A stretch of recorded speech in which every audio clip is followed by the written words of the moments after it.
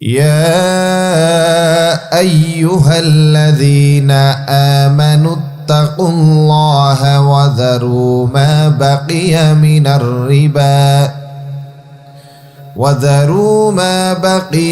الربا إن كنتم مؤمنين فإن لم تفعلوا فأذنوا بحرب من الله ورسوله وإن تبتم فلكم رؤوس أموالكم لا تظلمون ولا تظلمون صدق الله العظيم.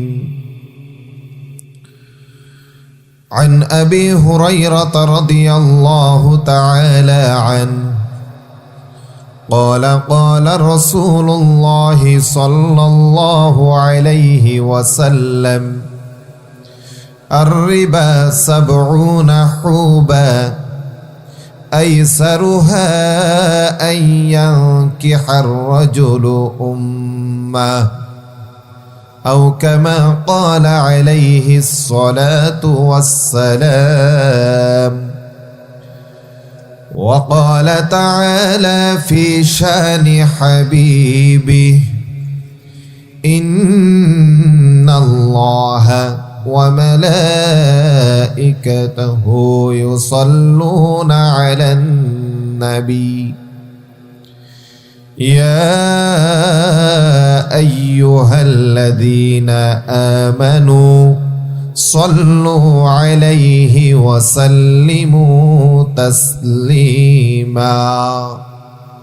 اللهم صل على محمد وعلى آل محمد كما صليت على إبراهيم وعلى آل إبراهيم إنك حميد مجيد.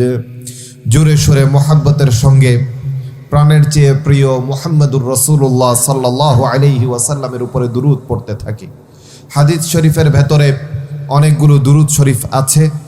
মানুষও মোহাব্বত করে অনেকগুলো দুরূদ বানিয়েছে। কিছু দুরূদ এই এলাকার মানুষ জানলে আরেক এলাকার মানুষ জানে না। কিছু দুরূদ বৃদ্ধরা জানে, তরুণ যুবকরা অথবা শিশুরা জানে না। কিন্তু দুনিয়ার জমিনে এমন একটা দুরূদ রয়েছে যেই দুরূদটা নূরানির ছোট্ট মক্তবের ছোট্ট বাচ্চা থেকে শুরু করে তরুণ যুবক থেকে শুরু করে বৃদ্ধ পর্যন্ত আমরা সকলেই জানি, নারীরাও জানে, পুরুষেরাও জানে, সারা দুনিয়ার সব এলাকার মানুষেরা জানে। সেই দুরূদটা হলো ওই দুরূদ যেই দুরূদটা আল্লাহ পাক রব্বুল আলামিনের সামনে প্রতিদিন 5 ওয়াক্ত নামাজের ভেতর আমরা পড়ে থাকি। কথা ঠিক কিনা? সম্মানিত হাজিরিন, সকলেই যেই দুরূদটা জানি, যেই দুরূদটা মহান রবের সামনে 5 ওয়াক্ত ফরজ নামাজে প্রতিদিনই আমরা পড়ি, সেই দুরূদটা পড়তে পারবো না দিলের সকল? তাহলে অন্তরের সমস্ত মোহাব্বতকে এক জায়গায় একত্রিত করে প্রাণের চেয়ে প্রিয়, পরিবারের চেয়ে প্রিয়, মা বাবার চেয়ে প্রিয়, নিজের চেয়ে প্রিয়, ব্যবসা বাণিজ্যের চেয়ে প্রিয়, ধন সম্পদের চেয়ে প্রিয়, মান সম্মান ইজ্জত সুনাম সুখ্যাতি ক্ষমতা প্রতিপত্তির চেয়েও প্রিয় যে নবী মুহাম্মদ সাল্লাল্লাহু আলাইহি ওয়াসাল্লাম, তার উপর হৃদয় উজাড় করে কণ্ঠকে দরাজ করে একবার দুরূদ পড়ি। আল্লাহুম্মা সাল্লি আলা মুহাম্মাদ ওয়া আলা আলি মুহাম্মাদ কামা সাল্লাইতা আলা ইব্রাহিম ওয়া আলা আলি ইব্রাহিম ইন্নাকা হামিদুম মাজিদ। اللهم بارك على محمد وعلى آل محمد كما باركت على إبراهيم وعلى آل إبراهيم إنك حميد مجيد. আলহামদুলিল্লাহ, আল্লাহ পাক রব্বুল আলামিনের শুকরিয়া। আল্লাহ সুবহানাহু ওয়া তাআলা বিশ্বজুড়ে সুপরিচিত বিশ্ববিখ্যাত পর্যটন নগরী কক্সবাজার জেলা, এই কক্সবাজার জেলার অন্তর্গত রামু উপজেলা অজস্র সহস্র হাজারো লক্ষ আলেম উলামার পদচারণায় মুখরিত, তাওহীদি জনতার পদচারণায় মুখরিত, হাজার হাজার আলেম উলামার জন্মভূমি, কর্মভূমি, সাহিত্যের ভাষায় বলা হয় রম্যভূমি রামু। রামুর এই রাজারকুল এলাকা এবং এই রাজারকুল এলাকার একদল নিবেদিত প্রাণ তাওহীদবাদী তরুণ যুবক ছাত্র জনতার উদ্যোগে আয়োজিত হিলফুল ফুজুল ইসলামী যুব সংঘের উদ্যোগ ইসলামী মহাসম্মেলন, এটি দ্বিতীয়তম ইসলামী মহাসম্মেলন। আজকের এই ইসলামী মহাসম্মেলনে আল্লাহ সুবহানাহু ওয়া তাআলা কোরআন এবং হাদিস থেকে আমল করার নিয়তে কিছু কথা বলার জন্যে, শোনার জন্যে আমাদের সবাইকে একত্রিত হওয়ার তৌফিক দিয়েছেন। রব্বে কারীমের দরবারে কণ্ঠকে দরাজ করে একবার কালিমাতুশ শুকর আদায় করি, বলি আলহামদুলিল্লাহ। সম্মানিত হাজিরিন,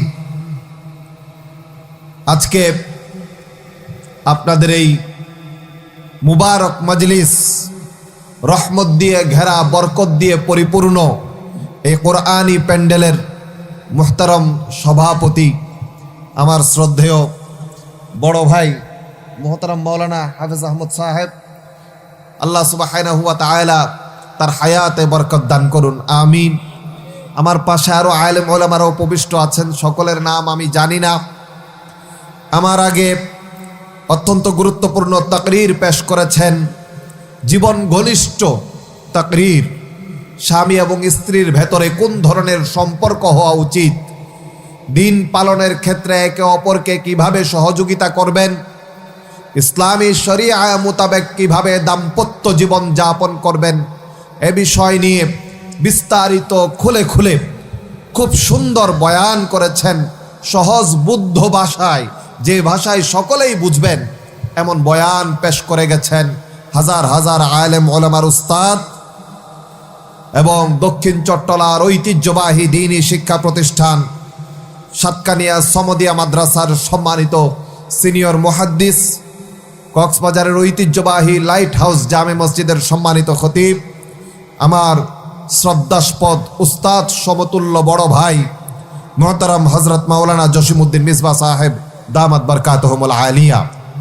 এর আগে আমি আরও দেখতে পাচ্ছি রামু এলাকার কৃতি সন্তান জোয়ারিয়ান আলা ইমদাদুল উলুম মাদ্রাসার সম্মানিত সিনিয়র শিক্ষক হযরত মাওলানা এজাজুল করিম সফি সাহেব হুজুরের নাম দেখতে পাচ্ছি, এবং আজকের এই মাহফিলের বর্তমান অধিবেশনের সম্মানিত সভাপতি মুয়াজ্জিমের দ্বীপ জামে মসজিদের সম্মানিত খতিব হযরত মাওলানা হাফেজ আহমদ জিহাদি সাহেবের নাম দেখতে পাচ্ছি, মাওলানা আরিফুল করিম শফি সাহেবের নাম দেখতে পাচ্ছি, মাওলানা শফিউল্লাহ সাহেবের নাম দেখতে পাচ্ছি।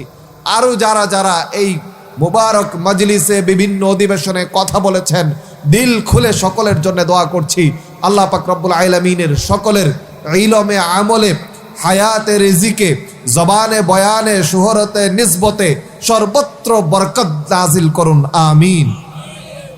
এবং আপনারা যারা এই মাহফিলের গুরুত্ব অনুধাবন করে আলেমদের মুখ থেকে কথাগুলো শোনার নিয়তে, আমল করার নিয়তে আজকের এই প্যান্ডেলে হাজির হয়েছেন, আপনাদের জন্য দিল খুলে দোয়া করি, আল্লাহ পাক রব্বুল আলামিন ইসলামের জন্য আপনাদের সবাইকে কবুল করে নিন, আমিন।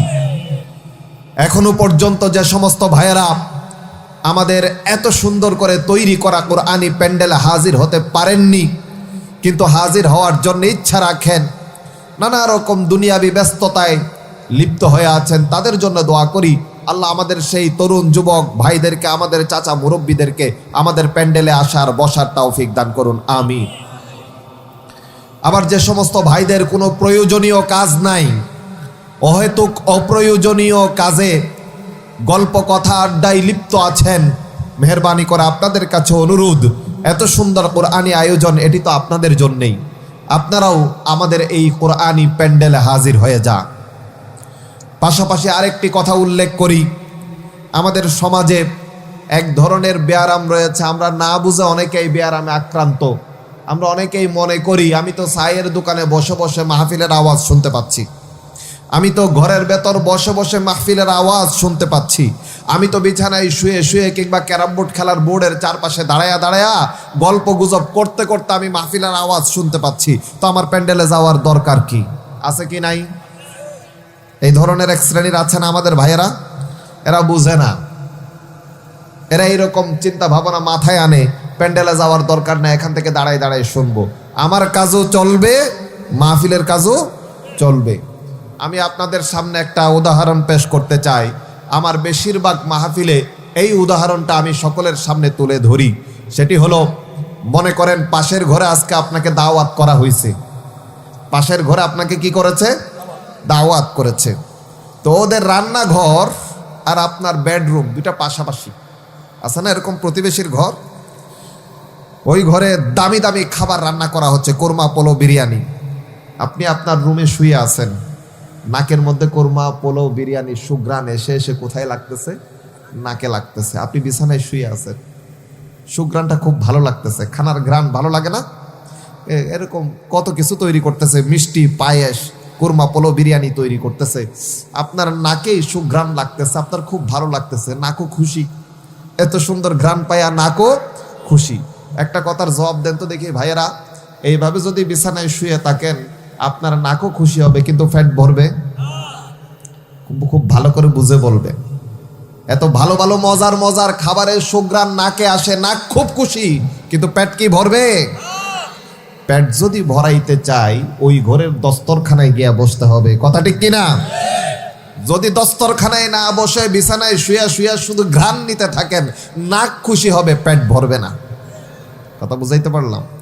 ঠিক তেমনি ভাবে যেই সমস্ত ভাইয়েরা মনে করতেছেন চায়ের দোকানে বসে, ঘরের বিছানায় শুয়ে, গল্প গুজব আড্ডায় বসে কিংবা দাঁড়ায় রাস্তার পাশে মাহফিলের আওয়াজ কানে আসতেছে, ভাইয়েরা ওই লোকের যেমন নাক খুশি হয়েছে, পেট ভরবে না। পেট ভরাইতে চাইলে যেইভাবে দস্তরখানায় গিয়া বসতে হয়, আপনারা মাহফিলের আওয়াজ শুনতে পাবেন, কানের কাছে মাহফিলের আওয়াজ যাবে, কান খুশি হবে, কিন্তু দিল ভরবে না, দিল ভরবে না। দিল যদি ভরাইতে চান, পেট ভরাইতে চাইলে যেইভাবে দস্তরখানায় গিয়া বসতে হয়, দিল ভরাইতে চাইলেও রহমত দিয়ে ঘেরা, বরকত দিয়ে পরিপূর্ণ কোরআনের এই প্যান্ডেলে এসে হাজির হইতে হবে। কথা বুঝাইতে পারলাম? আমি আশা করব আমাদের কোরআন প্রেমিক তাওহীদি জনতা, ইসলাম প্রিয় তাওহীদি জনতা, যাদের জন্য আজকে হাজার হাজার টাকা খরচ করে এত সুন্দর মাহফিলের আয়োজন করা হয়েছে, আল্লাহ এবং আল্লাহর রসুলকে রাজি খুশি করার জন্যে, আমল করার নিয়তে মাহফিলের কথাগুলো শোনার জন্যে, আমি আশা করব সকলেই যার যার প্রয়োজনীয় অপ্রয়োজনীয় কাজ বাদ দিয়ে ইনশাআল্লাহ আজকে আমাদের মাহফিলের প্যান্ডেলে হাজির হয়ে যাবেন। কথা ঠিক কিনা? আল্লাহ পাক রব্বুল আলামিন পুরো এলাকার মানুষের জন্য হেদায়েতের ফয়সালা করে দিন, রহমতের ফয়সালা করে দিন, বলি আমিন। আমার ভাইয়েরা, মুসলিমুন, মুমিনুন, ইমানদার, তাওহীদবাদী মুসলমান ভাইয়েরা, আমাকে যখন এই মাহফিলের কথা বলা হয়েছে, যেসব ভাইয়েরা এই মাহফিল আয়োজন করেছেন, তারা আমাকে একটি বিষয়ে জানিয়েছিলেন। সে বিষয়টা হচ্ছে, হুজুর যখন আমাদের এলাকায় যাবেন তো সামাজিক যেই সমস্যাগুলো আছে, সামাজিক যেই সমস্যাগুলো আছে সেই সমস্যাগুলো নিয়ে একটু কথা বলবেন। তো সমাজের সমস্যা হলো, সমাজের লোকেরা বাস বিচার না করে কিস্তির নামে সুদ খায়। কথা ঠিক কিনা? আমরা না বুঝে কিংবা বুঝে অনেকে সুদের লেনদেনে জড়াই পড়ি, এটা সমাজের সমস্যা। আমাদের সমাজের তরুণ যুবক ভাইয়েরা, আল্লাহ পাক রব্বুল আলামিন তাদের বিরাট একটা অংশকে দিনের জন্য কবুল করেছেন। মসজিদগুলোতে যখন যায়, তরুণ যুবক ভাইদেরকে যখন মসজিদের কাতারে নামাজে দেখতে পাই, বুকটা ফুলে এত বড় হয়ে যায় যে তাওহীদের পথে আমাদের তরুণ যুবক ভাইয়েরা ফেরত এসেছে।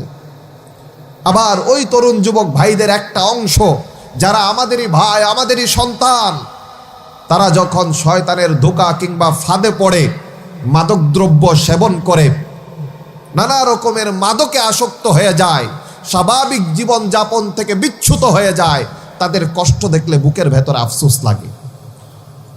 তাদের জন্য দিনের ভেতর হাহাকার জন্মে। এই মাদক এটা অনেক বড় একটা সামাজিক সমস্যা।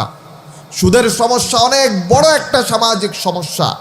বেপরদা, বেহায়াপনতা, অশ্লীলতা, এগুলো অনেক বড় একটা সামাজিক সমস্যা। কথা ঠিক?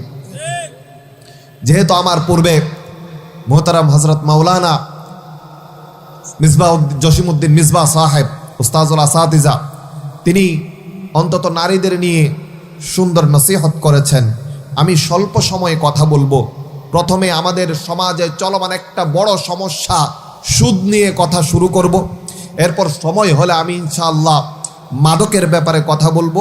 এরপরে আমাদের আজকে এই মাহফিলের সম্মানিত প্রধান বক্তা, দক্ষিণ চট্টলার গৌরব, প্রখ্যাত মুফাসসিরে কুরআন সাহারবিল আনোয়ারুল উলুম কামিল মাদ্রাসা চকরিয়ার, অনেক পুরাতন একটা মাদ্রাসা, এই মাদ্রাসার সম্মানিত অধ্যক্ষ, এতত অঞ্চলের প্রতীত যশা ওয়াইএস মোহতারাম মাওলানা শফিউল হক জিহাদি সাহেব, কক্সবাজার মাঝেরঘাট জামে মসজিদের সম্মানিত খতিব, তিনি আসলে তিনি বয়ান শুরু করবেন। তো তিনি আসার পরে আরও যদি হাতে সময় পাই, তবে আমাদের তরুণ যুবক ভাইয়েরা, এই দেশ, মাটি, মানুষ, আমাদের সুরক্ষা, ইজ্জত, আজাদি রক্ষায় তাদের যেইভাবে জেগে উঠতে হবে, কোন দুর্দশা, সংকট, দুঃসময়ের ভেতর দিয়ে এই জাতি পথ চলছে, এই কথাগুলো ইনশাল্লাহ তুলে ধরার চেষ্টা করব। আল্লাহ সুবহানাহু ওয়া তাআলা আমাদের সময়ে বরকত দান করুন, আমাদের কথায় বরকত দান করুন, অল্প কথায় সবকিছু বোঝানোর এবং বোঝার তৌফিক আল্লাহ আমাদের দান করুন। সুবহানাকা লা ইলমা লানা ইল্লা মা আল্লামতানা ইন্নাকা আনতাল আলিমুল হাকীম। রব্বি ইশরাহ লি সাদরি ওয়া ইয়াসসির লি আমরি ওয়াহলুল উকদাতাম মিন লিসানি ইয়াফকাহু কওলি।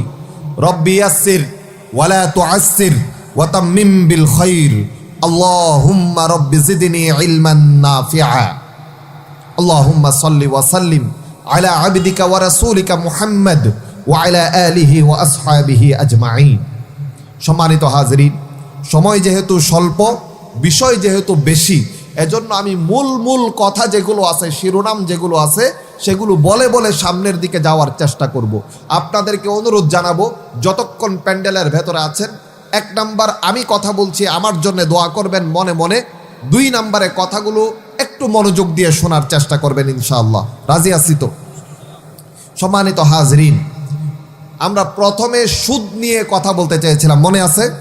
আচ্ছা, এই সুদ, এটি অনেক বড় একটা সমস্যা আমাদের সমাজের জন্যে। আল্লাহ সুবহানাহু ওয়া তাআলা সুদকে মানুষের জন্য হারাম করে দিয়েছেন।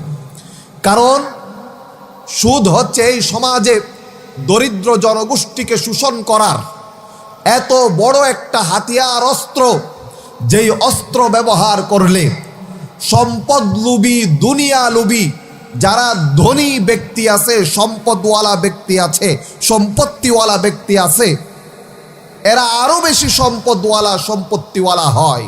আর যেই সব গরিব দরিদ্র মানুষ সুদের ফাঁদে, সুদের চক্রে পড়ে, তারা নিজেদের সম্পদ আরো কমায়া ফেলে, এরা দরিদ্র থেকে আরো বেশি দরিদ্র হয়ে যায়। মানুষকে শোষণ করার অনেক বড় একটা অর্থনৈতিক হাতিয়ার হলো সুদ। কথা বুঝাইতে পারলাম? আমার ভাইয়েরা, প্রত্যেক দিন একটা মানুষ যিনি নিয়মিত নামাজ পড়েন, ওয়াজিব নামাজ বিতিরের কথা বাদ দিলাম, সুন্নত নামাজের কথা বাদ দিলাম, শুধুমাত্র ফরজ নামাজ যদি খেয়াল করি, প্রতিদিন একটা মানুষ দিনে 17 রাকাত ফরজ নামাজ আদায় করে। ফজরে 2 রাকাত, জোহরে 4 রাকাত, 6 রাকাত, আসরে 4 রাকাত, 10 রাকাত, মাগরিবে 3 রাকাত, 13 রাকাত, এশারে 4 রাকাত। কয় রাকাত হলো? 17 রাকাত ফরজ নামাজ আদায় করে।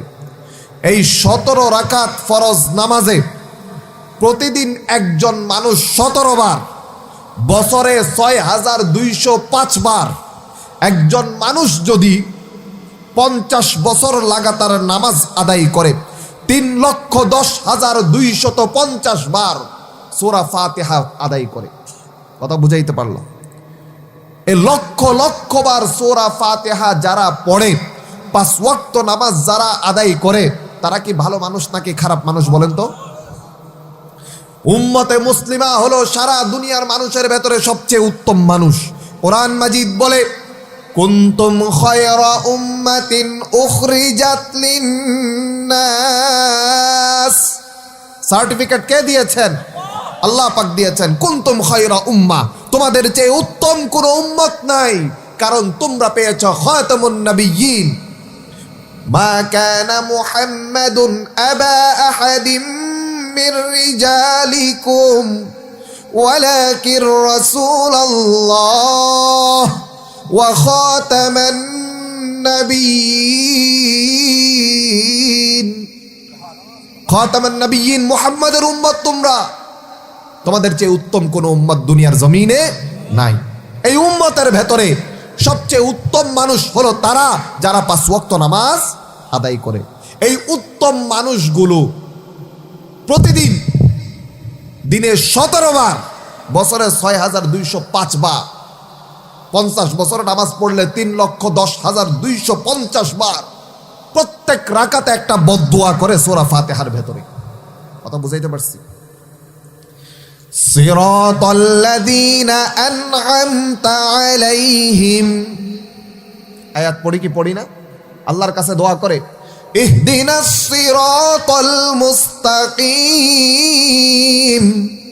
আয় আল্লাহ আমাকে সিরাতুল মুস্তাকিমের পথ দেখান। সিরাতাল্লাযীনা আন'আমতা আলাইহিম, যাদের উপর আপনার হিদায়াতের নিয়ামত দিয়েছেন, রহমতের নিয়ামত দিয়েছেন, নাজাত বরকতের নিয়ামত, আয় আল্লাহ ঈমানের নিয়ামত আপনি যাদেরকে দিয়েছেন, আমাদেরকে ওই মানুষগুলোর ভেতরে অন্তর্ভুক্ত করে নেন। দোয়া করি কার কাছে? আল্লাহর কাছে। আবার একটা বদদুয়াও করে, সেটা কি? গায়রিল মাগদুবি আলাইহিম ওয়ালাদ-দাল্লিন। আমিন।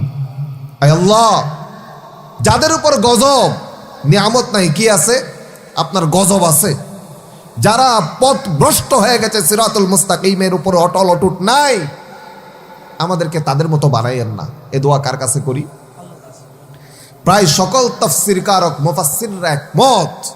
এখানে গায়রিল মাগদুবি বলা হয়েছে ইহুদিদেরকে। কাদেরকে? ওয়ালাদ-দাল্লিন বলা হয় নাসারা খ্রিস্টানদেরকে। এই যে প্রত্যেক ওয়াক্ত নামাজে আমরা দাঁড়ায় আল্লাহর সামনে বলি গজবপ্রাপ্ত, গজবপ্রাপ্ত, গজবপ্রাপ্ত, কারা? ইহুদিরা। ইহুদিরা গজবপ্রাপ্ত হওয়ার কারণ কি জানেন?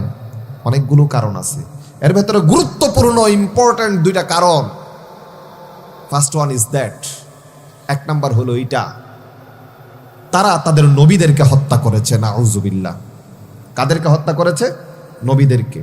2 নাম্বার, তারা সুদের লেনদেন করেছে, অথচ আল্লাহ তাদের জন্য সুদকে হারাম করেছেন, নাউজুবিল্লাহ। আজকের দিন পর্যন্ত আপনি যদি ইসরায়েলে যান, ইসরায়েলকে তারা বলে প্রমিসড ল্যান্ড ফর জিউস, ইহুদিদের জন্য এইটা নাকি ওয়াদা করা জায়গা, নাউজুবিল্লাহ। তো সেই জায়গাতেও যদি আপনি যান, আপনি দেখবেন এক ইহুদি আরেক ইহুদির সাথে লেনদেন করে, কিন্তু সুদের লেনদেন করে না। ইহুদিরা একজন আরেকজনের সাথে কি করে না? সুদের লেনদেন করে না। কিন্তু ওই ইহুদি যখন একজন হিন্দুর সাথে লেনদেন করবে, খ্রিস্টানের সাথে লেনদেন করবে, শিখ ধর্মের লোকের সাথে লেনদেন করবে, মুসলমানের সাথে লেনদেন করবে, সে সুদের লেনদেন করবে। ইহুদির সাথে কি করে না? তারা সুদের লেনদেন করে না, কিন্তু অন্য ধর্মের কারো সঙ্গে লেনদেন করলেই কি করে? সুদের লেনদেন করে। আজকের দুনিয়ার ব্যাংকিং সিস্টেম দাঁড়ায় আছে সুদী ব্যবস্থার উপরে, কথা ঠিক কিনা?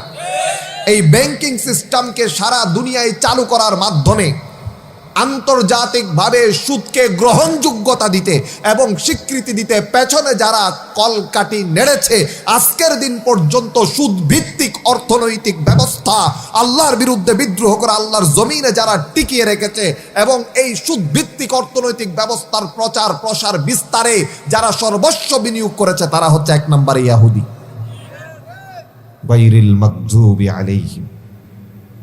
আল্লাহ সুবহানাহু ওয়া তাআলা এই যে সুদকে হারাম করেছেন, 3টা ধাপ, ধীরে ধীরে আল্লাহ সুবহানাহু ওয়া তাআলা 4টা ধাপে, কয়টা ধাপে? 4টা ধাপে সুদকে হারাম করে দিয়েছেন। এর ভেতরে 1 নাম্বার হচ্ছে সূরা রুমের 39 নম্বর আয়াত। এই আয়াত আল্লাহ কি বলেছেন আমরা একটু শুনি। وَمَا آتَيْتُم مِّن رِّبًا لِّيَرْبُوَ فِي أَمْوَالِ النَّاسِ فَلَا يَرْبُو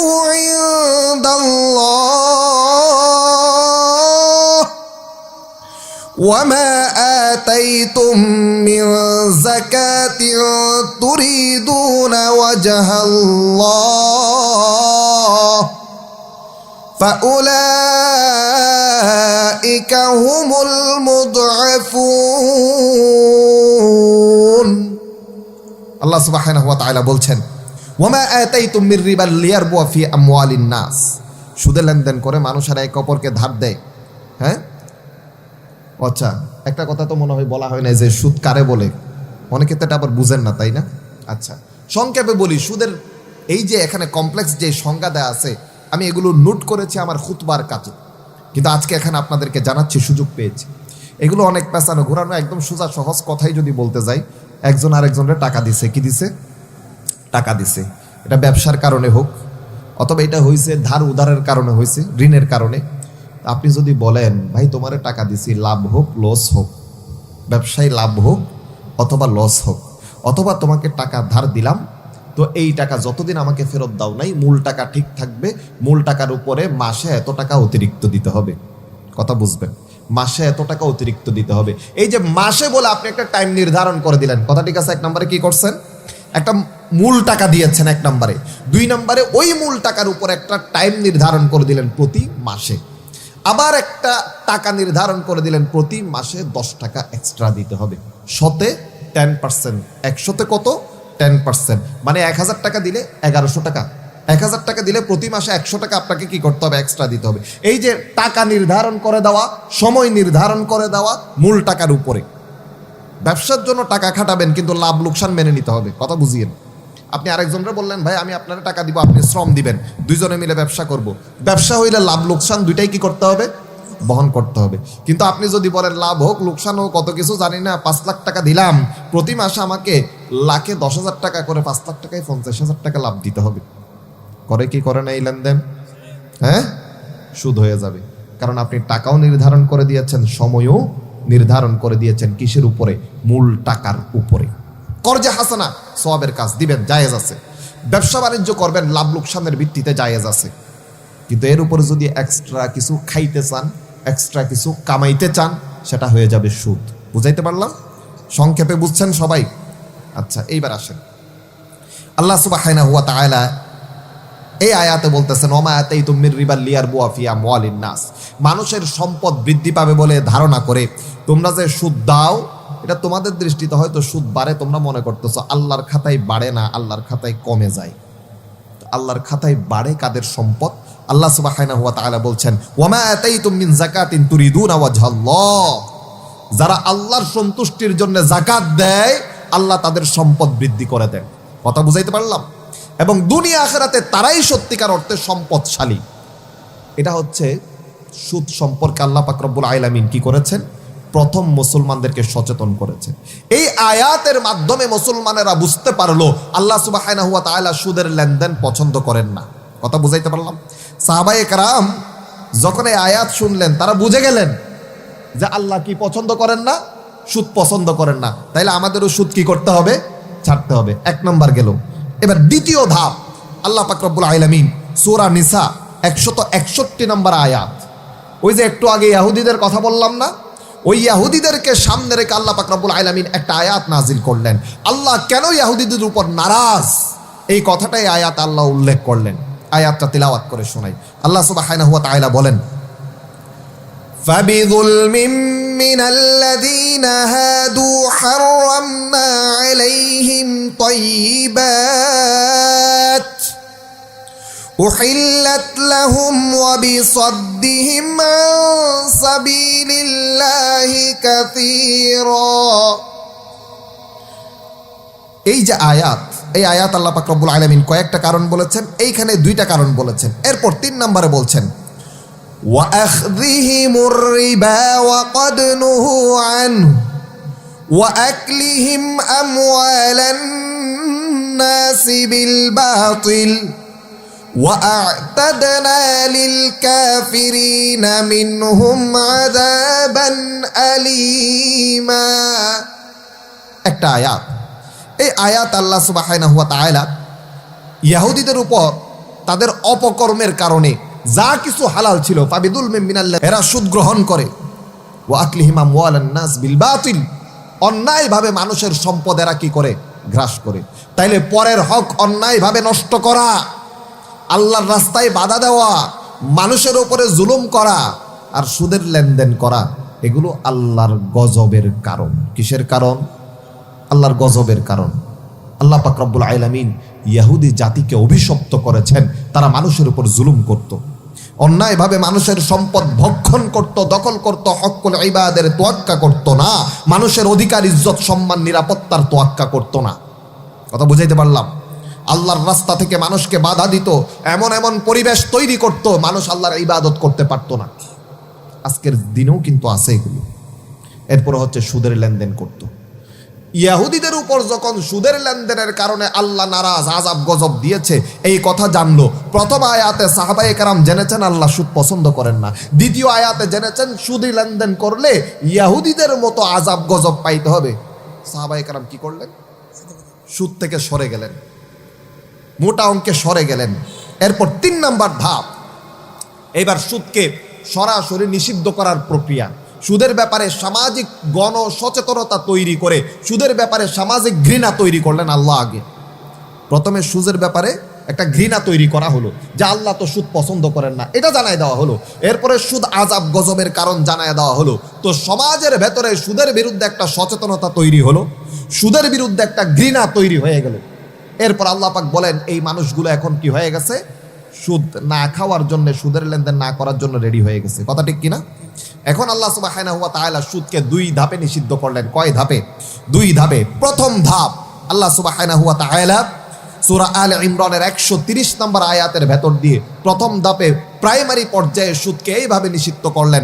আল্লাহ বলেন, ইয়া আইয়ুহাল্লাযীনা আমানু লা তাকুলুর রিবা আদআফাম মুদাআফা ওয়াত্তাকুল্লাহা লাআল্লাকুম তুফলিহুন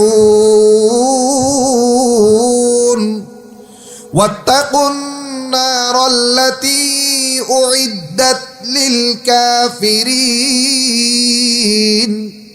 আল্লাহ সুবহানাহু ওয়া তাআলা বলছেন, ইয়া আইয়ুহাল্লাযীনা আমানু, হে ঈমানদারেরা, ভালো করে খেয়াল করেন। কোরআন মাজিদ আসমানি কিতাব, কিন্তু এই কোরআন শুধু মুসলমানদের জন্য নয়। কোরআন হলো আল্লাহর কালাম, আল্লাহর কথা, আল্লাহর চিঠি, সারা দুনিয়ার তামাম মানুষের জন্য। এজন্য আল্লাহ কোরআনের ব্যাপারে কি বলেছেন? ইন্না হাযাল কুরআনা ইয়াহদি লিল্লাতী হিয়া আকওয়াম।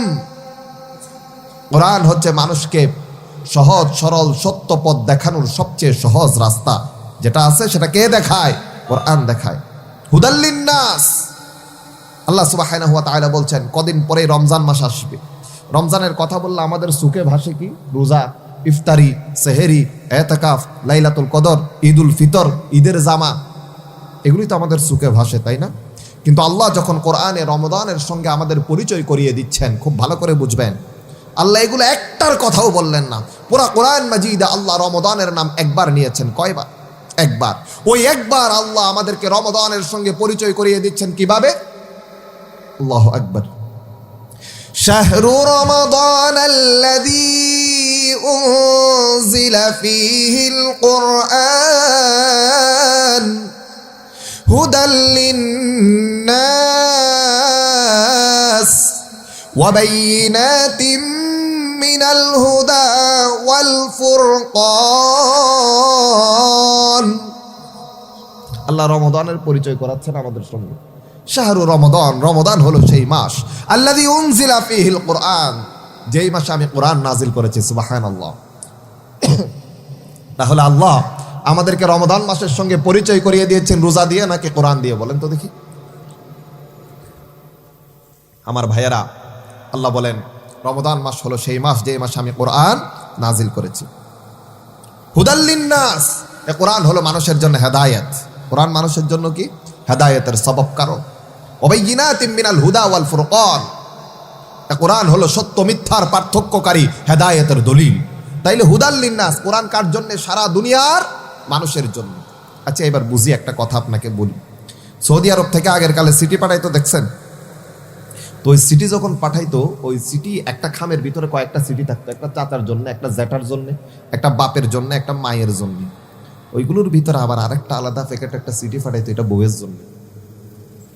বাপ, চাচা, মামা এগুলোর চিঠি সবাই দেখতে পারে, বউর চিঠি অন্য কেউ দেখতে পারে? কারণ এটা স্পেশাল আলাদা চিঠি প্রিয়তমার জন্য। কথা ঠিক কিনা? তো কোরআন মজিদ যদিও বা সমগ্র মানুষ মানবতার জন্যে, কিন্তু এই কোরআন আল্লাহর চিঠি, এর ভেতর আল্লাহ পাক রব্বুল আলামিন কিছু আয়াত দিয়েছেন শুধু মুমিনদের জন্য। কাদের জন্য? শুধু মুমিনদের জন্য। এরকম আয়াত আছে কোরআন মজিদে 89টা। কয়টা আয়াত? 89টা। এই প্রত্যেকটা আয়াতের শুরুতে আল্লাহ বলেন, ইয়া আইয়ুহাল্লাযীনা আমানু, হে ঈমানদারেরা, ও হে ঈমানদারেরা। তো এখানে আল্লাহ শুধু বলছেন কাদেরকে? ঈমানদারদেরকে। এই আয়াতটা, যে আয়াতটা আমি এখন পড়লাম, এই আয়াতটাও আল্লাহ শুধু বলেছেন কার জন্য? স্পেশাল এই আয়াত হলো ঈমানদারের জন্য। এই আয়াত আল্লাহ বলেন, হে ঈমানদারেরা, লা তাকুলুর রিবা আদআফান মুদাআফা। আল্লাহ বলেন তোমরা সফল কাম। ওয়াত্তাকুন নার, জাহান্নামের আগুনকে ভয় করো। উইদ্দাত লিল কাফিরিন, আল্লাতী উইদ্দাত লিল কাফিরিন, যে জাহান্নামের আগুন আমি তৈরি করেছি কার জন্য? কাফেরদের জন্য। ওয়াত্তাকুন নার, ভয় করো জাহান্নামের আগুন। আল্লাতী, কোন, যেটা তৈরি করা হয়েছে। উইদ্দাত মানে করা হচ্ছে প্রস্তুত করা হয়েছে, লিল কাফিরিন, কার জন্য? কাফেরের জন্য। মানে আল্লাহ বুঝাইতে চাইলেন, ও আমার ইমানদার বান্দারা। শুরু করছে কি দিয়া? ইয়া আইয়ুহাল্লাযীনা আমানু, ইমানদারেরা সুদ থেকে সরে যাও, আল্লাহকে ভয় করো, সফল হয়ে যাবা। উইদ্দাত লিল কাফিরিন, কাফেরের জন্য যে আগুন তৈরি করা হয়েছে সে আগুনের ভয় করো। তার মানে আল্লাহ বুঝাতে চাইলেন, তোমরা তো ইমানদার, ইমানদার হয়েও যদি তোমরা সুদের লেনদেনের ভেতরে জড়িত থাকো, আমাকে ভয় না করো, সফলও হইতে পারবা না। কাফেরের জন্য যে আগুন তৈরি করেছি সেই আগুনে তোমারা যাইতে হবে। এই আগুন আমার জন্য তৈরি করে নাই, এই আগুন তৈরি করছে যারা মুশরিক, যারা কাফের, তাদের জন্য। কিন্তু আমি সুদ খাওয়ার কারণে আমারও কোথায় যাইতে হবে? সেই আগুনের, সেই জাহান্নামে যাইতে হবে। নাউজুবিল্লাহ। সুদ ছাড়তে রাজি আছেন? হ্যাঁ, নাকি এখনো সুদে লেনদেন করবেন? হ্যাঁ, শেষ না, আরো শুনেন আল্লাহ সুবহানাহু ওয়া তাআলা কি বলতেছেন।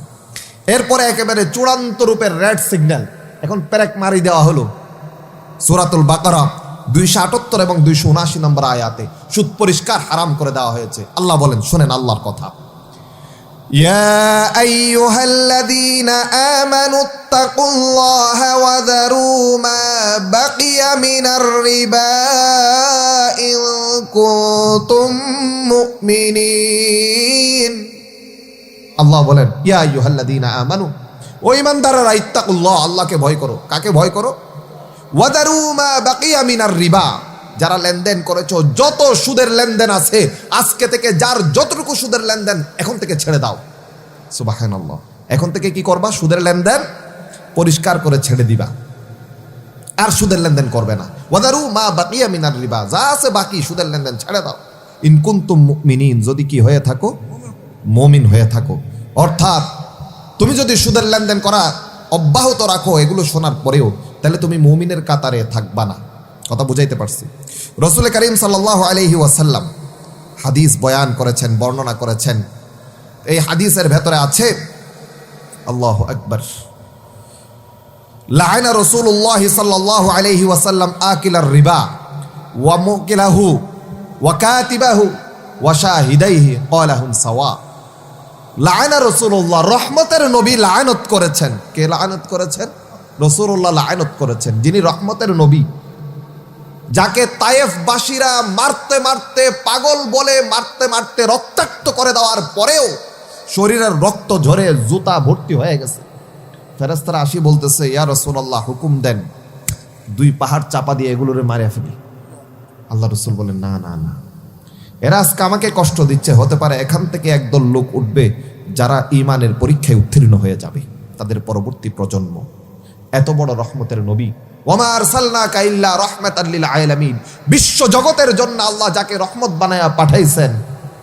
কাল কিয়ামতের ময়দানে হযরত ফাতিমা, আম্মা জান আয়েশা, খাদিজা, উম্মাহাতুল মুমিনিনদের কথা বলে, হাসান হোসাইনের কথা বলে, ফাতিমা রাদিয়াল্লাহু তাআলা আনহার কথা বলে, যিনি উম্মতি উম্মতি বলে আল্লাহর কাছে দোয়া করবেন উম্মতের জন্য, সেই নবী লাআনত করেছেন। সেই নবী লাআনত করেছেন, নাউজুবিল্লাহ। কাকে? আকিলার রিবা, যে সুদ খায়। ওয়া মুকিলাহু, যে সুদ খায় এবং সুদ খাওয়ায়, সুদ যে দেয় সুদ যে নেয়। কয়জন পাইছেন? দুইজন। ওয়া কাতিবাহু, যে সুদের চুক্তি লেখে, সুদের চুক্তি যে লেখে। ওয়া শাহিদাইহি, ওই সুদের চুক্তির সাক্ষী যারা আছে তারা। মানে হইল সুদের লেনদেনে যারা জড়িত, সুদ যে দিবে, সুদ যে খাবে, যে নিবে, যে দিবে, যে সুদের কাগজপত্র লিখবে, যে সুদের সাক্ষী থাকবে, আল্লাহ রসুল বলেন পালাহুম সাওয়া, এরা সবাই সমান অপরাধী, এদের সবার উপরে আমি রাসূলুল্লাহ লাআনত, নাউযুবিল্লাহ। রাসূলের লাআনত নিতে পারবেন? বলেন পারবেন? তাহলে সুদের লেনদেন করা যাবে? আল্লাহু আকবার। হযরত আবু হুরায়রা রাদিয়াল্লাহু তাআলা আনহু, রাসূল করিম সাল্লাল্লাহু আলাইহি ওয়াসাল্লামের সাহাবী, সবচেয়ে বেশি হাদিস বর্ণনা করেছেন। 7 জন সাহাবী, তারা 1000-এর উপরে হাদিস বর্ণনা করেছেন। কয়জন? 7 জন সাহাবী 1000-এর উপরে হাদিস বর্ণনা করেছেন। এদের ভেতরে 1 নম্বর আবু হুরায়রা রাদিয়াল্লাহু তাআলা আনহু, 5374টা হাদিস হযরত আবু হুরায়রা বর্ণনা করেছেন রাসূলুল্লাহ সাল্লাল্লাহু আলাইহি ওয়াসাল্লাম থেকে। 2 নম্বরে আব্দুল্লাহ ইবনে উমর 2630টা হাদিস বর্ণনা করেছেন। 3 নম্বরে আনাস বিন মালিক রাদিয়াল্লাহু তাআলা আনহু, তিনি 2286টা হাদিস বর্ণনা করেছেন। 4 নম্বর আম্মা জান আয়েশা রাদিয়াল্লাহু তাআলা আনহা 2210টা হাদিস বর্ণনা করেছেন। 5 নম্বরে আব্দুল্লাহ ইবনে আব্বাস রাদিয়াল্লাহু তাআলা আনহু 1660টা হাদিস তিনি বর্ণনা করেছেন। 6 নম্বরে হযরত জাবের রাদিয়াল্লাহু তাআলা আনহু, তিনি 1540টা হাদিস বর্ণনা করেছেন। 7 নম্বরে আবু সাঈদ আল খুদরি রাদিয়াল্লাহু তাআলা আনহু 1170টা হাদিস তিনি বর্ণনা করেছেন। তো এদের ভেতরে, বাকিরা সবাই 1000-এর নিচে, তো এদের ভেতরে সবচেয়ে বেশি হাদিস বর্ণনা করেছেন কে? হযরত আবু হুরায়রা রাদিয়াল্লাহু তাআলা আনহু।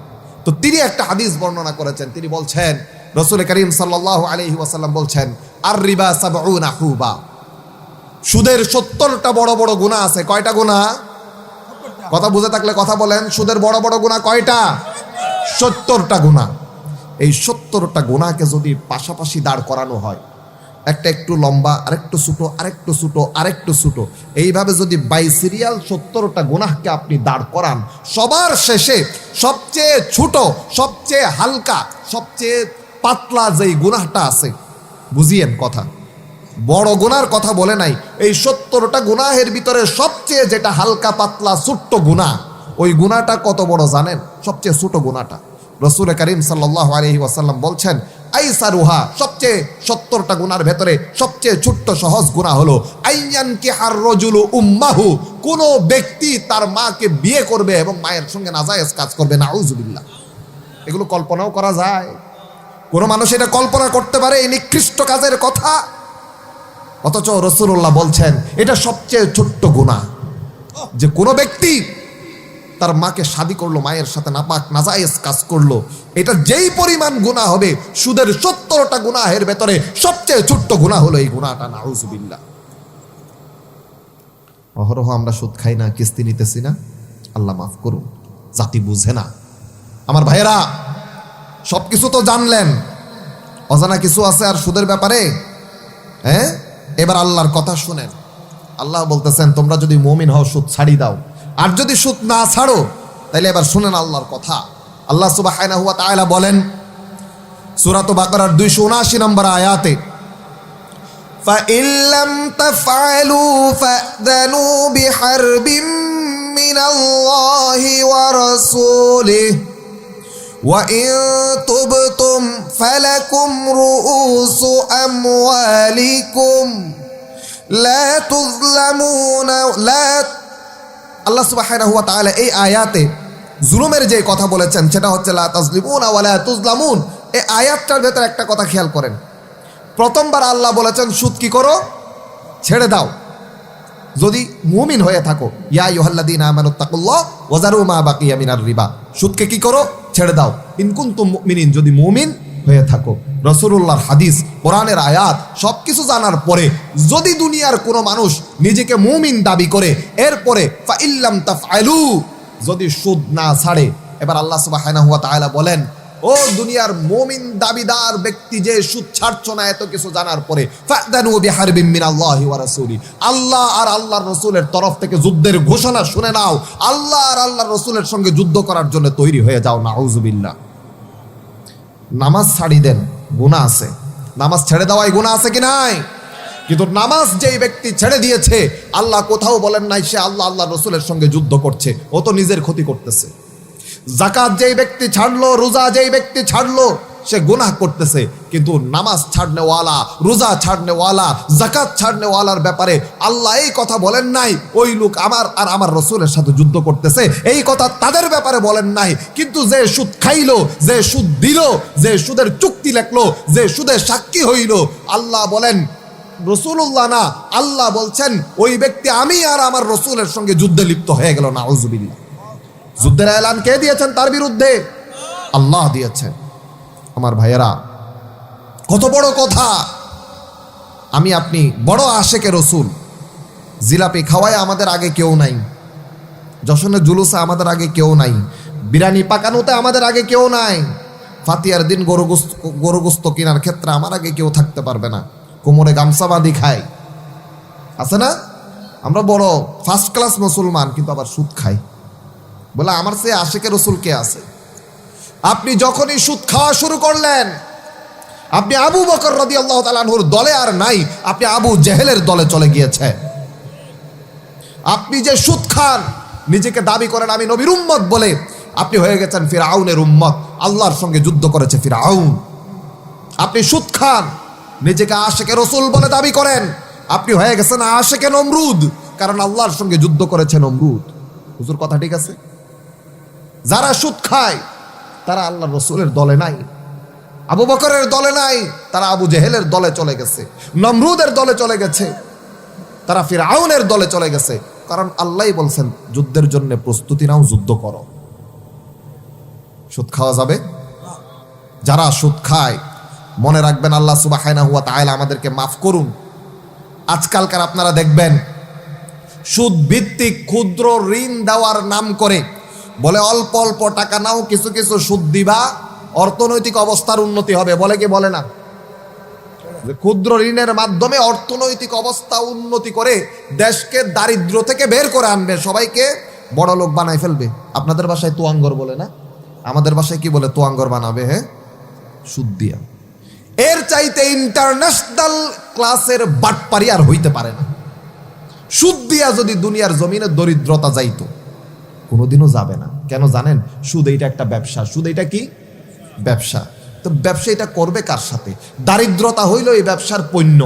দারিদ্রতা থাকলেই তো আপনি টাকা ধার নিবেন। কথা বুঝাইতে পারছি? টাকা ধার নিলে না সুদের প্রশ্ন আসবে। আপনি যদি টাকা না আনেন, সুদের মশালা আছে তো টাকা নিবে কখন? আপনি দরিদ্র থাকলেই তো টাকা নিবেন। এখন যদি সুদ খায়া সবাই বড় লোক হয়ে যায়, তাইলে আর কেউ টাকা নিবে? সুদের ব্যবসা টিকবে? কথা বলেন, সুদের ব্যবসা টিকবে?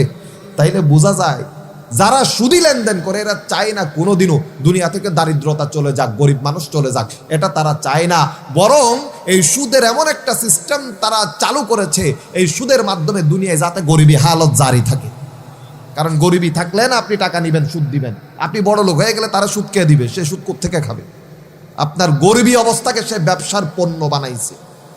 আমার ভাইয়েরা, আজকে অনেকে এই সমস্ত কথা বলে। আপনাদেরকে আমি একটা উদাহরণ দেই। এই বাংলাদেশে তাওহীদবাদীদের ভূখণ্ড, সরকারি হিসাবে 3,31,119টা মসজিদ আছে বাংলাদেশে।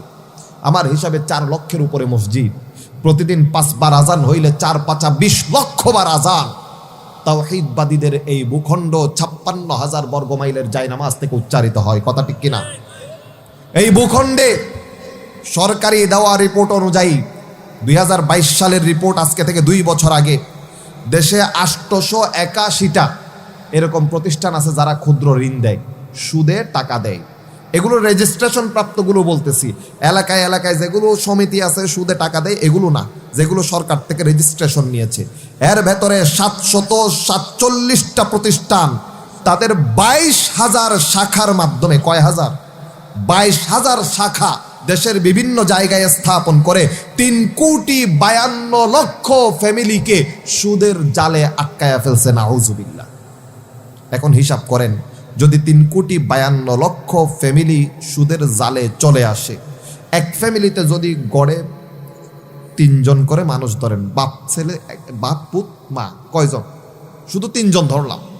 শুধু 3 জনও যদি ধরি, যদি 3 কোটি হয়, 3,75,00,000 গুলি মারেন, বাদ দেন, 3 কোটি ধরেন, তো 3 কোটি হলে 3 তিরিকা 9 কোটি মানুষ, 75% মানুষ কোথায় নিয়ে আসছে? সুদের জালের ভিতরে নিয়ে আসছে। কথা ঠিক কিনা? এটা আমার না, এগুলো পত্রিকার রিপোর্ট। ঢাকা টাইমস 2022 সালের নভেম্বরের 15 তারিখের রিপোর্ট আপনাদের সামনে তুলে ধরলাম। এরা প্রতি মাসে 15,000 কোটি এবং বছরে 1,80,000 কোটি টাকা সুদে বিনিয়োগ করে। 1 কোটি, 2 কোটি, 100 কোটি, 1000 কোটি, 15,000 কোটি টাকা এক মাসে সুদে বিনিয়োগ করে। এক বছরে 1,80,000 কোটি টাকা, 1 কোটি এইভাবে করে 1 লক্ষ কোটি, আরো 80,000 কোটি টাকা এরা এই বাংলাদেশের জনগণের মাঝখানে সুদের ভেতরে কি করে? লাগায়। ক্ষুদ্র ঋণ দেওয়ার নামে সুদের কারবার যারা করে, যেমন ধরেন গ্রামীণ ব্যাংক, অনেকে এগুলো বলতে ভয় পায়, নাম নিতে। ভয় পাওয়ার দরকার কি ভাই? বাঁচবো একদিন, মরবো একদিন, ঠিক আছে? কালামুল্লার কথা বলতেছি। এই গ্রামীণ ব্যাংকের 2,568টা শাখা বাংলাদেশে, আমি যখন নোট করছিলাম তখন পর্যন্ত 22,000 কর্মকর্তা কর্মচারীর মাধ্যমে ডাইরেক্টলি 88 লক্ষ মানুষকে, আর যেই মানুষ তার ফ্যামিলির জন্য এটা নিছে, ওই ফ্যামিলিতে 5 জন মানুষ নাই, আছে কি নাই? এইভাবে 4 কোটি মানুষকে সুদের জালে এরাই জড়াই ফেলছে। নাউজুবিল্লাহ। অনেকে বলে যে সুদ নেওয়ার মাধ্যমে আমরা কি করব? বড় লোক হয়ে যাব। আপনাদেরকে একটা ছোট্ট ইতিহাস তুলে ধরি। 1983 সালে এই গ্রামীণ ব্যাংকও হাটহাজারীর জুবরা গ্রামের শিকদারপাড়া গ্রামের সুফিয়া খাতুন নামে একজন মহিলাকে সর্বপ্রথম সুদে ঋণ দেয় 1983 সালে। ওই সময়ে তারে ঋণ দিছিল 20 টাকা। কয় টাকা? প্রথমবার দিছে 20 টাকা। আজকের দিনে 20 টাকা দিয়ে চিপসও পাওয়া যায় না। এটা 83 সালের কথা, মানে ওইদিকে 17 বছর, এইদিকে 24-25 বছর। কথা বুঝাইতে পারছি? এগুলো 42 বছর আগের কথা। প্রথমে দিছে কয় টাকা? পরের বারে দিছে 500 টাকা। কি করতেছে? এরা ধনী বানাইতেছে। সুফিয়া খাতুনটা কি করবে? বড় লোক বানাবে। সে সুদে ঋণ নিয়া বলে যে নারীরা স্বাবলম্বী হবে। এই মহিলা, আল্লাহ মাফ করুন, 1998 সালে যখন মারা যায়, বিনা চিকিৎসায় টাকার অভাবে মারা গেছে, এলাকার লোকজন সাদা তুলে তার দাফনের ব্যবস্থা করছে। এখন বলেন, সুদে কি বড় লোক হয়েছে না আরো ফকির হয়েছে? বলেন তো দেখি। হ্যাঁ, এগুলো বানানো কথা না ভাই। আপনারা চাইলেও এগুলো যাচাই বাছাই করতে পারেন।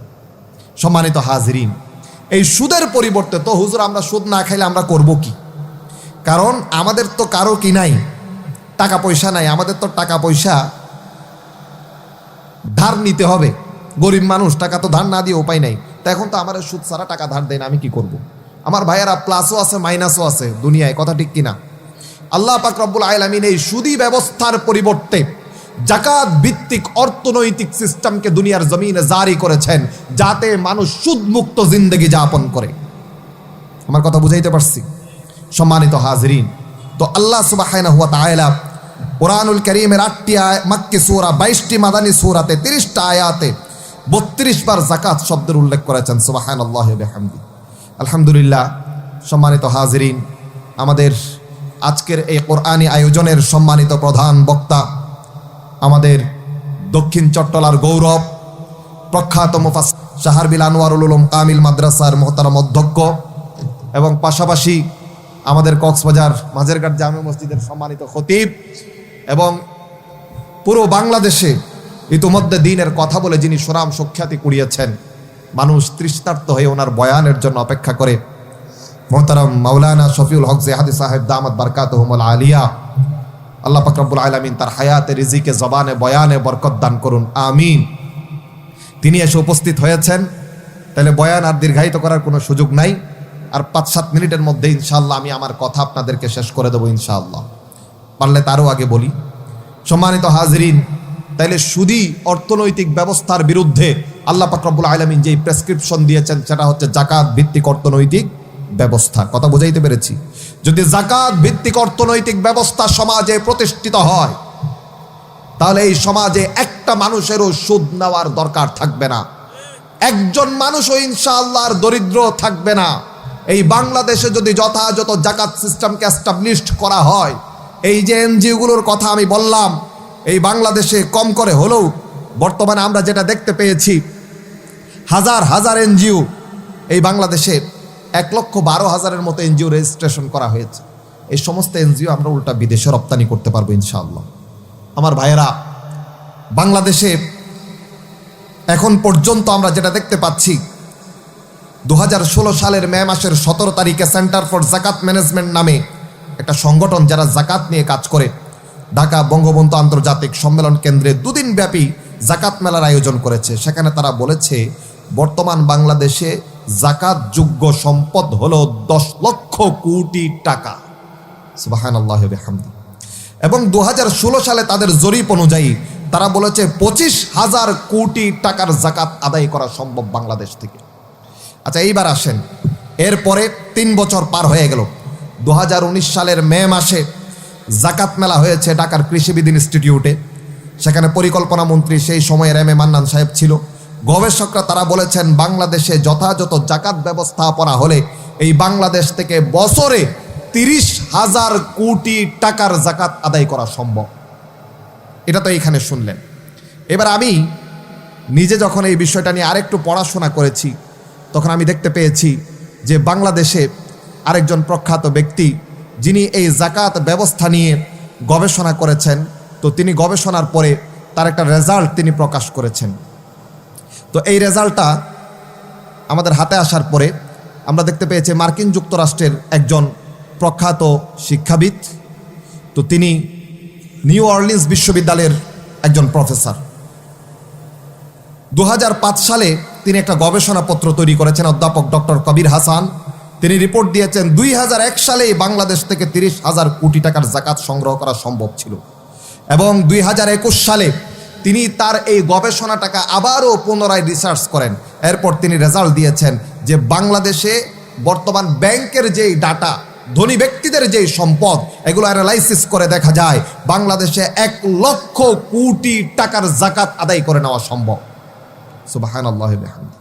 আমার ভাইয়েরা, কথা শেষ করে এই কথার মাধ্যমে যদি এই জাকাতগুলো যথাযথ রূপে যদি আদায় হতো, শুধুমাত্র আগের জাকাতের হিসাবও যদি করি, 1 লক্ষ কোটি টাকা বাদ দিলাম, 30,000 কোটি টাকার জাকাতও যদি আমরা হিসাব করি, তাইলে প্রতি 5 লাখ টাকায় যদি একটা পরিবারকে স্বাবলম্বী করা যায়, 5 লাখ টাকা দিলে একটা পরিবার নতুন ব্যবসা করতে পারবে না?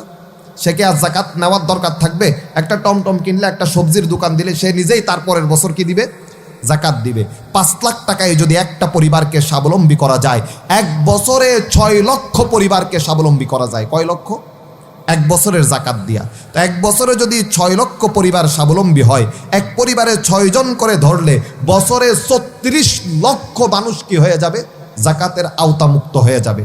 ঠিকঠাকভাবে যদি 5-7 বছর জাকাত আদায় করা যায়, তাহলে বাংলাদেশে আর জাকাত দেওয়ার জন্য মানুষ খুঁজে পাওয়া যাবে না। কথা বুঝাইতে পারলাম? তা এখন এই জন্যে আমাদের যে কাজ করা দরকার সেটা হচ্ছে জাকাত রাষ্ট্রীয় ব্যবস্থাপনায় যথাযথভাবে জাকাত আদায় করা। 1982 সালের জুনের 5 তারিখে সরকার, একটা এরশাদ সরকার ছিল, অধ্যাদেশ জারি করে জাকাত ফান্ড গঠন করেছে। 64 জেলা হতে জাকাতের টাকা সংগ্রহ করে এরা। তো এই লোকগুলো যারা জাকাত বোর্ড গঠন করেছে, ইসলামিক ফাউন্ডেশনের অধীনে কাজ করে, মানুষ সেখানে জাকাত দিতে চায় না কেন? কারণ তারা এই সরকারি প্রতিষ্ঠানগুলো জনগণের আস্থা অর্জন করতে পারে নাই। সরকারের কাছে অনুরোধ থাকবে, আপনাদের এই জাকাত এস্টাবলিশমেন্টকে আরো বিশ্বাসযোগ্য এবং কার্যকরী গড়ে তুলুন, জনগণের কাছাকাছি নিয়ে যান, মানুষের কাছ থেকে জাকাত আদায় করা হোক। সেই জাকাত খেয়ানত না করে, অপব্যয় অপচয় না করে যথাযথ হেফাজতের মাধ্যমে দরিদ্র জনগোষ্ঠীর মাঝে বিলিয়ে দেওয়া হোক। এই বাংলাদেশ থেকে এমনিতেই দারিদ্রতা বিলুপ্ত হয়ে যাবে ইনশাআল্লাহ। এই বাংলার জমিন আর কোনো সুদের দাপট সহ্য করা হবে না। আল্লাহ রাজি আছেন তো? এই সমাজে যারা এত কিছু জানার বোঝার পরেও সুদের ব্যবসা চালায়া যাবে, সামাজিকভাবে তাদেরকে প্রত্যাখ্যান এবং সামাজিকভাবে তাদেরকে বয়কট করতে হবে। কারণ এরা সেই লোক যারা আল্লাহ রসুলের বিরুদ্ধে যুদ্ধ ঘোষণা করেছে। কথা বুঝাইতে পারলাম? তাদের সঙ্গে কোনো আপোষ নাই। আর সবচেয়ে বড় কথা হলো, এই যে সুদের পাশাপাশি আরেকটি যেই কথা বলেছিলাম, মাদকের বিরুদ্ধে যুদ্ধ, মনে আছে? আল্লাহর ওয়াস্তে আমার তরুণ যুবক ভাইয়েরা, 2 মিনিট আপনাদের উদ্দেশ্যে কয়েকটা কথা বলি। যারা মাদকের সমুদ্রে ডুবে যাচ্ছেন, আপনাকে আমাদের বড্ড দরকার। এই 56,000 বর্গমাইলের আমার পবিত্র জায়নামাজ, এর স্বাধীনতা, সার্বভৌমত্ব, আমাদের জাতিসত্তার অখণ্ডতা, তাওহীদবাদীদের এই ভূখণ্ড আজকে হুমকির সম্মুখীন। চারদিক থেকে কালো থাবা, আমাদের এই ভূখণ্ডকে ছিঁড়ে ফেড়ে খাওয়ার জন্য। যেই ভূখণ্ডে 4 লক্ষ মসজিদ থেকে 20 লক্ষ বার আজান দেওয়া হয়, এই ভূখণ্ডকে গিলে খাওয়ার জন্য আজকে সবাই প্রস্তুত হয়ে গেছে। ভারতের যিনি প্রতিরক্ষা মন্ত্রী আছে রাজনাথ সিং, গত কয়েকদিন আগে লখনৌতে তিনি কমান্ডারদেরকে নিয়ে বৈঠক করেছেন। বলেছেন রাশিয়া ইউক্রেন যেভাবে যুদ্ধ করছে, ফিলিস্তিন আর ইসরায়েলের যে যুদ্ধ হচ্ছে, বাংলাদেশের পূর্ব দক্ষিণ সীমান্তে খেয়াল রাখুন, উত্তর সীমান্তে খেয়াল রাখুন, আপনাদেরকেও সেই রকম একটা যুদ্ধের জন্য প্রস্তুত হতে হবে। এটা প্রতিরক্ষা মন্ত্রী বলতেছে, পত্রিকায় গুগল করলেই পাবেন। নরেন্দ্র মোদী সে আজকে ভয় দেখায় যে 140 কোটি হিন্দু নাকি বাংলাদেশের দিকে তাকায় আছে হিন্দু নির্যাতনের কারণে। আমার ভাইয়েরা, আপনার এই ভূখণ্ড থাকবে না যদি আপনি মদে ডুবে যান, নেশায় ডুবে যান, ইয়াবা ফেন্সিলে ডুবে যান। কারণ আপনি এই ভূখণ্ড রক্ষা করার শেষ তিতুমির। বাঁশের কেল্লা আপনার ঘরে, আপনি গড়ে এই ভূখণ্ডকে আপনি হেফাজত করবেন। আপনি যদি ঘুমান, চোর তো চুরি করে নিয়ে যাবে। আল্লাহর ওয়াস্তে একবার জেগে উঠুন। আপনি যদি ঘুমায়া থাকি, আমাদের ভাইদেরকে শহীদ করে দেওয়া হবে, আমাদের বাবাদেরকে কারাবন্দী করা হবে, আমাদের মায়েদেরকে বিধবা বানানো হবে, আমাদের বোনদেরকে ধর্ষণ করা হবে, আমাদের কন্যাদের ইজ্জত লুণ্ঠন করা হবে, আমাদেরকে একের পর এক কচুকাটা করা হবে, মসজিদগুলোকে ঘোড়ার আস্তবাল ডাস্টবিন বানানো হবে। এই ভূখণ্ডের স্বাধীনতা, ইজ্জত, আজাদি থাকবে না। আল্লাহর ওয়াস্তে একবার জেগে উঠুন। এই মাদকের নেশা থেকে বাইরে চলে আসুন। এই জাতি এই ভূখণ্ডের ইজ্জত আজাদির পাহারাদার হয়ে, জিন্দাতি তুমির শাহজালাল হয়ে, মাথা উঁচু করে সিনা টান করে তাওহীদবাদী যুবক হয়ে বেঁচে থাকার স্বপ্ন দেখুন। আল্লাহ সুবহানাহু ওয়া তাআলা দ্বীনের জন্য আপনাদেরকে কবুল করুন। এই মাহফিল যারা আজকে আয়োজন করেছেন, হিলফুল ফুজুল ইসলামী যুব সংঘ, আলহামদুলিল্লাহ আমি তাদের শুকরিয়া আদায় করছি, দোয়া করছি তাদের জন্য। এলাকার সমস্ত মানুষের অন্তরে যেন আল্লাহ তাদের প্রতি মোহাব্বত জন্মায়া দেন, ভালোবাসা জন্মায়া দেন। পুরো এলাকার মানুষকে যেন ঘৃণা, বিদ্বেষ, হিংসা, চর্চা ভুলে গিয়ে একে অপরের সঙ্গে মায়া মহাব্বতের বন্ধনে আবদ্ধ থাকার তৌফিক দান করেন। এজন্য দোয়া করছি ভবিষ্যতে যেন এইরকম তাফসীরুল কোরআন মাহফিল, ইসলামী মহাসম্মেলন আরো অনেক অনেক আপনারা করতে পারেন। এগুলোর মাধ্যমে যেন আল্লাহ হিদায়াত, রহমত, মাগফিরাতের ফয়সালা করেন, সেজন্য দোয়া করছি। আমিন। আমার জন্য দোয়া করবেন। ওয়া আখিরু দাওয়ানা আলহামদুলিল্লাহি রাব্বিল আলামিন। আসসালামু আলাইকুম ওয়া রাহমাতুল্লাহি ওয়া বারাকাতুহু।